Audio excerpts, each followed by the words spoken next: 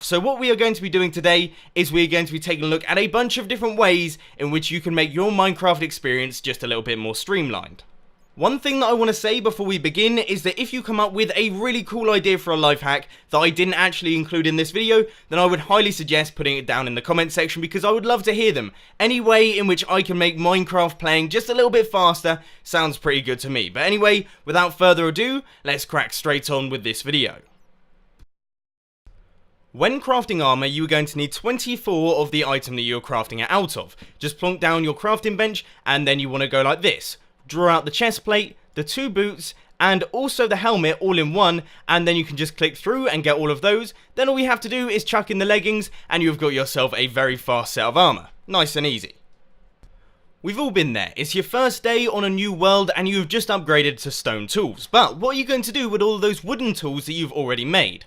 Well, the good news is if you chuck them into a furnace, you can see that they actually work. The problem is they're not particularly efficient, but obviously because it's your first few days, you might as well get all of the resources that you can. If smelting all your tools doesn't really tickle your fancy, then this is a list of all of the possible smeltable items in Minecraft. Pretty useful. I'll put a link to the wiki page down in the description.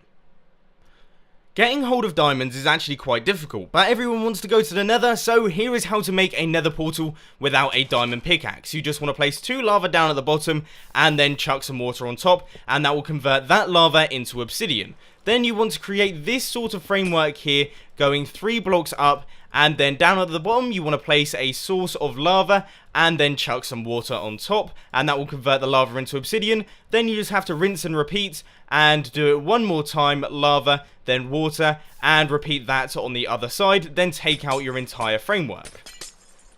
Once you have this sort of shape, you want to place a block on either side, and then 2 blocks along like this, and 2 blocks along on the other side, and then place a little bottom part there, and then chuck down some lava, and once again some more water. That will convert all of that into obsidian, and then you will be able to light your nether portal. Ice is essentially stackable water. When you have a water bucket, you can only have one unless you want to fill up your entire inventory. Whereas ice, you can carry about in a full stack, then when you want some water, you just break it when it's on the floor, and you will be able to get some. Meaning that if you are going to be using a lot of water, then I would highly suggest using ice instead of water buckets. When going deep sea diving, it's always good to carry about a few items to help you stay under the waves longer. For example, using torches allows you to replenish your air supply quite quickly, and also the water automatically breaks the torch, meaning that you don't have to worry about carrying any tools. Using a fence post gives you a constant source of air, so we can stand in this air pocket, we are not going to drown, and then as soon as we're done, you just break the fence post with an axe, and you can move on to somewhere else. Setting a mob on fire instead of just killing it will allow you to get the cooked item drop instead of the raw one. So that chicken was on fire, and as you can see, we get ourselves a nice piece of roast chicken. Lovely. This technique also works with lava, but it's a little bit more risky. I have a tendency to set myself on fire, so another life hack is don't set yourself on fire. That's never going to end well.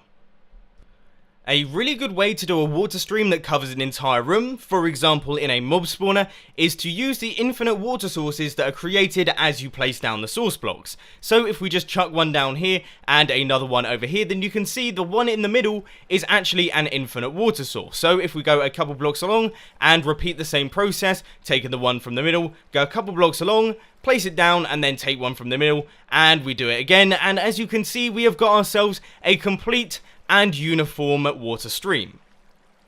When running down a too high corridor, the best way to do it is to run and jump at the same time. It will allow you to move much quicker and get to the places that you want to go far faster. An even better way of doing it is to place ice underneath and do the same technique. You will absolutely fly. When using a sword, you can block and swing at the same time. Not only does this look really cool, but it's also functional. It allows you to be on the attack and the defense at the same time. Pretty useful for things like PvP, as well as fighting off any mobs. Digging straight down is actually the most efficient way to mine. The people who tell you otherwise are just the ones that don't want you to succeed. They don't want to see you with all those diamonds, and they tell you that actually it's silly, when really it's the smartest way to do it. If you fall into a ravine, that just means you'll get into that diamond layer faster. If you fall into lava, well then you just have to accept it, because these sorts of things happen, don't they? Another top tip is that if you carry along all of your diamonds, valuables, nether stars and all that in your inventory as you go mining, it actually increases your chances of finding diamonds. So what I would suggest, dig straight down with all of that stuff on you and you'll just be onto a winner. You will be rolling in diamonds before you know it. So there we go guys, that rounds up my list of life hacks for Minecraft. One of them wasn't strictly true. I don't know if you're going to be able to work out which one that is. I'm sure most of you have. For those of you who haven't, then I apologise for how angry you're going to get very soon. But anyway, if you did enjoy this video, please be sure to hit that like button. And if you really loved it, then make sure to subscribe. But thanks for watching guys, this has been Mumbo, and I'm out. I'll see you later.